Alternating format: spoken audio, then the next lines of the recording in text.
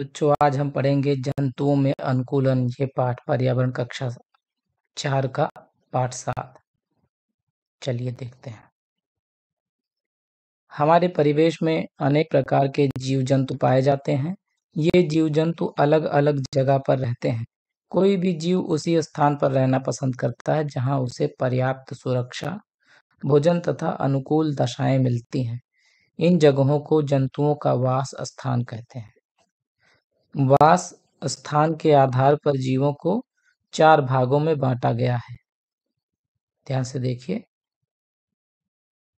पहला है थलचर, दूसरा है जलचर, तीसरा है नभचर और चौथा है उभयचर। थलचर का मतलब कुछ जंतु जो स्थल पर पाए जाते हैं, जैसे कुत्ता, बिल्ली आदि। इंसान भी थलचर है, ठीक है। तो ये सब थलचर है। जलचर, कुछ जंतु जल में पाए जाते हैं, जैसे मछली, इन्हें जलचर कहते हैं, जो पानी में रहते हैं। जो जमीन पे रहते हैं वो थलचर, जो पानी में रहते हैं वो जलचर होते हैं। नभचर, नभ का मतलब आकाश होता है। जो आकाश यानी जो आकाश में उड़ते हैं उन्हें नभचर कहा जाता है, जैसे कौवा, गौरैया, चील, तरह तरह के जो पक्षी होते हैं ये सब नभचर होते हैं। उभयचर, उभयचर का मतलब होता है कुछ जंतु जो जल और थल दोनों स्थानों पर वास करते हैं, जैसे कछुआ और मेढक। ये पानी में भी रह लेता है और जमीन पर भी। इसे उभयचर कहा जाता है। उभय का मतलब होता है दोनों जगहों पे जो हो, दो दो जगह पे। चलिए आगे। वास स्थान के आधार पर अपने परिवेश में पाए जाने वाले जंतुओं के नाम नीचे दी गई तालिका में लिखिए। तो ये आप लिख सकते हो। गाय, गाय थलचर है, या जलचर या नभचर या उभयचर। थलचर है तो लिख दिया आप। मछली, ये जलचर रहेगी। अगर यहाँ पर मछली लिखते हो आप तो यहाँ पे जलचर लिखना पड़ेगा, ठीक है। किसी पक्षी का नाम लिखते हो तो नभचर लिखना पड़ेगा। ऐसे ही किस दोनों जगहों पे रहने वाले जो थल पे भी और जल में भी दोनों रह ले, उसके सामने उभयचर लिख देना। चलिए बहुत बढ़िया। आवास एवं अनुकूलन, चलिए देखते हैं। प्रत्येक जीव में उसके परिवेश के अनुरूप तालमेल स्थापित करने के लिए होने वाले परिवर्तन को अनुकूलन कहते हैं। ध्यान से देखिए। प्रत्येक जीव में उसके परिवेश के अनुरूप तालमेल स्थापित करने के लिए होने वाले परिवर्तन को अनुकूलन कहते हैं। इसका मतलब समझ में आ ही रहा होगा। अनुकूलन क्या है? अनुकूलन का मतलब होता है कि कोई भी जीव जंतु जो है, जो अपने शरीर को ढाल लेता है, जिस जैसे किसी भी जगह में रहने के लिए अपने शरीर को जिस प्रकार से ढालता है, उसी को अनुकूलन कहा जाता है। जीव में निम्नलिखित कारणों से अनुकूलन होता है। पहला है भोजन की उपलब्धता, दूसरा है वातावरण, तीसरा है प्रजनन और चौथा है शत्रुओं से रक्षा। ये सब चीजें जहाँ जहाँ जिस तरह से उपलब्ध होती हैं उस हिसाब से जानवर रहना पसंद करते हैं। आगे पढ़ते हैं, देखिए समझ में आ जाएगा। अनुकूलन के कारण ही कुछ जंतु थल पर और कुछ जल में अपना वास स्थान बनाते हैं। प्रत्येक जंतु में कुछ विशिष्ट लक्षण या शारीरिक संरचनाएं होती हैं। उन्हें स्थान विशेष में रहने में मदद करती है। आओ जाने तरह तरह के जंतु किस प्रकार विभिन्न वातावरण यानी परिवेश में अपने को अनुकूलित रखते हैं। अनुकूलन के बारे में मैंने आप लोगों को क्लास में काफी देर तक समझाया था, आप समझ गए होंगे। ये रिवीजन क्लास है, इसलिए थोड़ा सा मैं जल्दी जल्दी चल रहा हूँ। आगे देखिए। जल में रहने वाले जंतु, जल में रहने वाले जंतु जलीय जंतु कहलाते हैं, जैसे मछली, ऑक्टोपस आदि। किसी तालाब में तैरती हुई मछली को ध्यान से देखो, यह कैसी दिखाई पड़ती है? आइए देखें और समझें।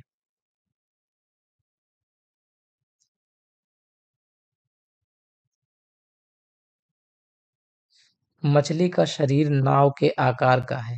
ये देखिए, मछली को देखिए। इसके दोनों सिरे नुकीले और बीच वाला भाग चौड़ा है। ये भाग नुकीला है और ये दोनों, और बीच में चौड़ा है। इस तरह की आकृति को धारा रेखित कहते हैं। धारा रेखित, जो धारा में एक सीधा मतलब पानी की धारा में सीधा चलता रहे, धारा रेखित। धारा रेखित शरीर तैरने में सहायक होता है। मछली के शरीर पर पंख हैं, इनकी सहायता से यह तैरती है। मछली की पूंछ और पंख पतवार की तरह काम करती है। मछली में सांस लेने हेतु फेफड़ों के स्थान पर गलफड़े यानी कि गिल्स पाए जाते हैं। गलफड़े, पंख तथा धारा रेखित शरीर मछली को जल में रहने के अनुकूल बनाते हैं। मछली बार बार अपना मुंह खोलती है और बंद करती है, क्यों? मछली के मुंह से जल प्रवेश करता है और गलफड़ों से बाहर निकल जाता है। गलफड़े देखो आप, ये मुंह है, यहाँ से पानी अंदर करती है, यहाँ गलफड़ा होता है इसका, इसी से पानी को बाहर करती रहती है, ऑक्सीजन को सोख कर, पानी का ऑक्सीजन लेकर उसके बाद में बाकी जो पानी बाहर कर देती है। जैसे हम लोग सांस लेते हैं, ऑक्सीजन अंदर खींचते हैं और कार्बन डाइऑक्साइड वापस अन्य गैसों के साथ निकाल देते हैं। चलिए बढ़िया। बताया था श्वसन के बारे में आपको अब किसी पाठ में। आगे देखिए, जल में घुली हुई ऑक्सीजन को गलफड़े सोख लेते हैं, इस तरह मछली श्वसन करती है। यदि मछली को जल से बाहर निकाल दिया जाए तो यह जीवित नहीं रह पाएगी। आगे देखिए, इसी तरह मेढक तथा बतख के पैरों को देखें। इनके पैरों की उंगलियों के बीच झिल्ली या पाद जाल है। यह जाल इन्हें जल में तैरने में पतवार की तरह सहायता करता है। आपने देखा होगा, देखिए बतख का जो पैर है इस तरह से होता है, जब ये पैर को आगे बढ़ाता है तो चप्पू की तरह पैर काम करता है। मेढक के पैर भी इसी तरह के होते हैं और ये पानी में आराम से तैर सकता है। आगे देखिए, स्थल में रहने वाले जंतु, जमीन पर रहने वाले जंतु स्थलीय जंतु कहलाते हैं। स्थलवास स्थान में स्थलीय वास स्थान में कई विविधताएं, जैसे घास के मैदान, घने जंगल वाले क्षेत्र, मरुस्थलीय क्षेत्र एवं पर्वतीय क्षेत्र आदि। आइए जानें कि विभिन्न स्थलीय क्षेत्रों में रहने वाले जंतु किस प्रकार अनुकूलित होते हैं। मैदानी भाग में रहने वाले जंतु, क्या आपने कभी सोचा है कि यदि घास के मैदान समाप्त हो जाएं तो शेर पर इसका क्या असर पड़ेगा? शेर वन में अथवा घास स्थल में रहता है। यह एक शक्तिशाली जंतु है जो हिरन जैसे जानवरों का शिकार करता है। शेर का मटमैला रंग उसे घास के मैदान में छिपने में मदद करता है।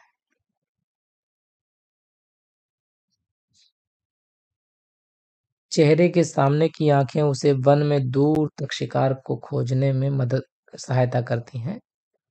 शेर के अगले पैर के नख लंबे तथा नुकीले होते हैं, इससे उसे अपना शिकार पकड़ने में मदद मिलती है। हिरन भी मैदानी क्षेत्र में रहने वाला जंतु है। पौधे के कठोर तनों को चबाने के लिए उसके मजबूत दांत होते हैं। उसके लंबे कान तथा सिर के बगल में स्थित आंखें उसे खतरों की जानकारी देती हैं।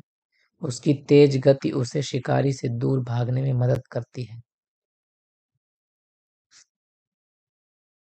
मरुस्थल में रहने वाले जंतु, ऊंट को रेगिस्तान का जहाज कहा जाता है। जानते हैं क्यों? ये ऊंट का पैर देखिए। ऊपर कुछ जंतु एवं उनके पैरों के चित्र दिए गए हैं। ध्यान से देखिए तथा उनकी तुलना ऊंट के पैरों से करिए। क्या अंतर देखते हैं? ऊंट के कुबड़ में भोजन यानी कि चर्बी वसा के रूप में संचित रहता है। भोजन चर्बी यानी कि वसा के रूप में संचित रहता है, यानी इकट्ठा रहता है। भोजन न मिलने पर ऊंट इसी कुबड़ से संचित वसा का उपयोग करता है। ऊंट रेगिस्तान में कई दिनों तक बिना पानी के भी जीवित रह सकता है। यह अपने आमाशय में स्थित विशेष थैलियों में पानी संचित कर लेता है। रेगिस्तान में ऊंट सामान पहुंचाने तथा यातायात के साधन के रूप में बहुत उपयोगी होते हैं। ऊंट के पैर लंबे तथा गद्दीदार होते हैं। इसके पैरों के ये लक्षण इसे मरुस्थल की रेतीली भूमि पर मीलों चलने तथा अथवा दौड़ने में सहायता करते हैं। इसीलिए इसे रेगिस्तान का जहाज कहा जाता है। इसे भी जाने। अनेक प्रकार के सर्प, मकड़ियाँ, चूहे, कीट व छिपकली आदि पत्थरों के नीचे या छोटे छिद्रों और दरारों में रहते हैं। इन जंतुओं में अधिकांश की त्वचा मोटी होती है, जो शरीर से पानी के ह्रास को रोकती है। ह्रास, पानी का कमी।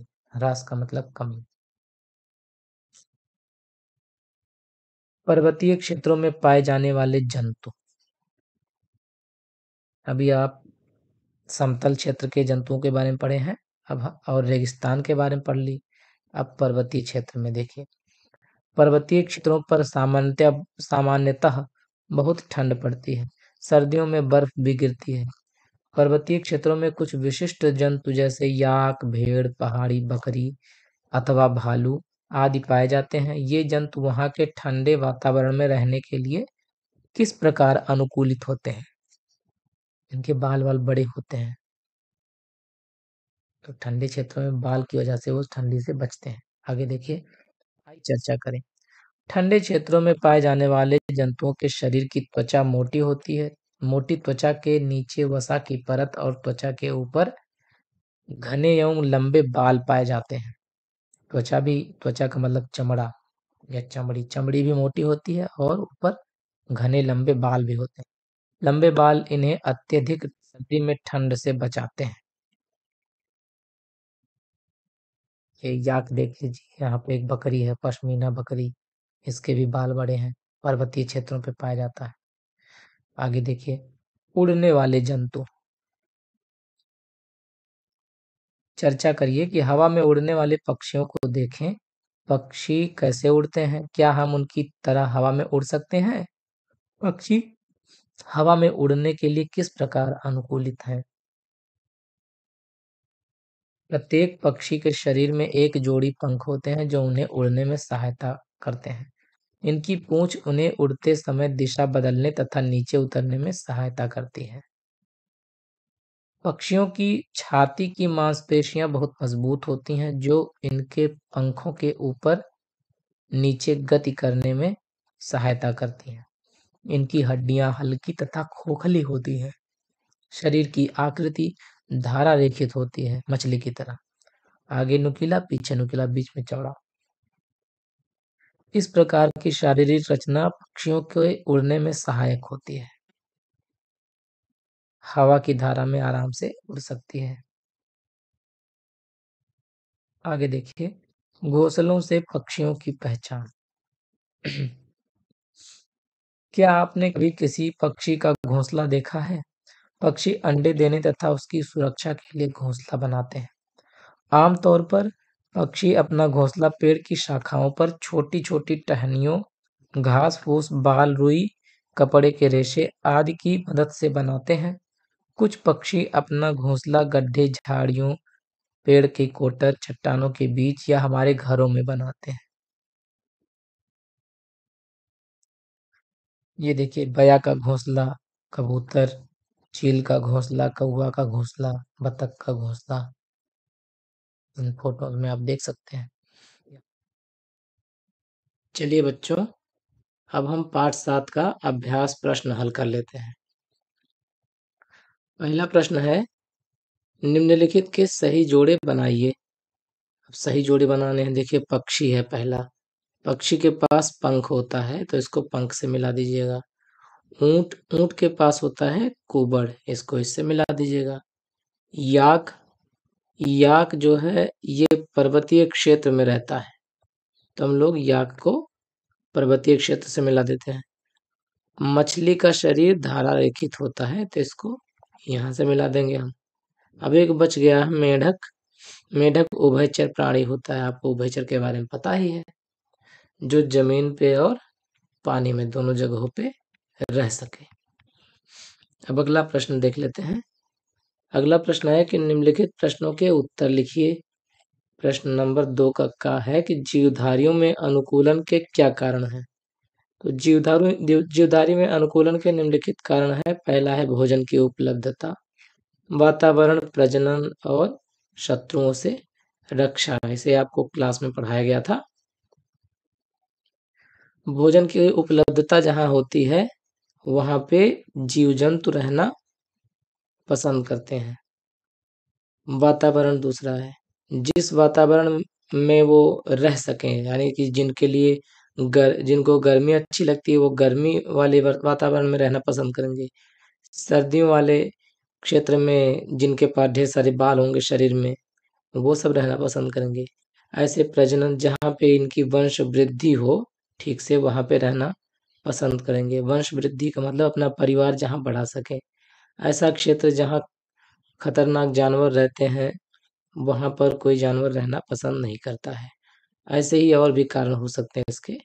अगला है शत्रुओं से रक्षा, जहाँ शत्रुओं से रक्षा हो, किसी और जीव जंतु का खतरा ना हो। अगला है प्रश्न 2 कि जल में रहने वाले तीन जंतुओं के नाम लिखिए। अब यहाँ पे 3 नाम, जल में रहने वाले 3 जंतुओं के नाम निम्नलिखित हैं। पहला है मछली, ऑक्टोपस और समुद्री घोड़ा यानी कि अश्वमीन। इसके अलावा आप स्टार फिश भी कर सकते हो। चलिए आगे देखते हैं। प्रश्न नंबर 2 का गा है कि निम्नलिखित की 2 विशेषताएं बताइए जो उसे जल में रहने के अनुकूल बनाती हैं। सॉरी, निम्नलिखित नहीं, मछली की 2 विशेषताएं बताइए जो उसे जल में रहने के अनुकूल बनाती हैं। तो मछली की निम्नलिखित विशेषताएं उसे जल में रहने के अनुकूल बनाती हैं, आपने क्लास में भी पढ़ा है। पहला है उसका धारारेखित शरीर। मछलियों का धारारेखित शरीर जो है जल में तैरने में उसकी मदद करता है। दूसरा है मछलियों के पास गलफड़े होते हैं जिससे वह पानी में सांस लेती हैं। अगला है प्रश्न नंबर 1 का घ है कि पक्षी हवा में कैसे उड़ते हैं। तो उत्तर इसका है, प्रत्येक पक्षी के शरीर में एक जोड़ी पंख होते हैं, यानी कि 2 पंख। एक जोड़ी का मतलब 2 पंख। तो दो जो उन्हें उड़ने में सहायता करते हैं। उनकी पूंछ उन्हें उड़ते समय दिशा बदलने तथा नीचे उतरने में सहायता करती है। पक्षियों की छाती की मांसपेशियां बहुत मजबूत होती हैं जो इनके पंखों को ऊपर नीचे गति करने में सहायता करती हैं। इनकी हड्डियां हल्की तथा खोखली होती हैं। शरीर की आकृति धारा रेखित होती है। इस प्रकार की शारीरिक रचना ये पक्षियों को उड़ने में सहायक होती है। चलिए आगे देखते हैं। कारण बताएं मछली पानी में कैसे तैरती है। तो मछली का शरीर धारारेखित होता है जो तैरने में सहायक है। इसके अलावा मछली के शरीर पर पूंछ, ये पूंछ है, और पंख, ये पंख नहीं, ये पख ही है। मछली के शरीर पे जो छोटा वाला हिस्सा होता है, आपने देखा होगा, इस तरह की मछली है अगर, तो इसके शरीर पे इस तरह के छोटे छोटे, इसी को पख कहा जाता है। इस भाग को पख कहा जाता है। तो मछली के शरीर पर पूंछ और पख होते हैं जो पतवार की तरह काम करते हैं। उनकी सहायता से मछली पानी में तैर लेती है। तीसरा प्रश्न है कि पर्वतीय क्षेत्र में जंतुओं के शरीर में घने लंबे बाल क्यों होते हैं। इसका उत्तर है, पर्वतीय क्षेत्रों में ठंड बहुत पड़ती है, सर्दियों में बर्फ भी गिरती है, इसलिए यहाँ रहने वाले जीव जंतुओं का शरीर ठंडे वातावरण में रहने लायक अनुकूलित होता है। इन जंतुओं के शरीर की त्वचा मोटी होती है। मोटी त्वचा के नीचे वसा या चर्बी की परत और त्वचा के ऊपर घने एवं लंबे बाल पाए जाते हैं। लंबे बाल इन्हें अत्यधिक सर्दी में ठंड से बचाते हैं। इस तरह से आप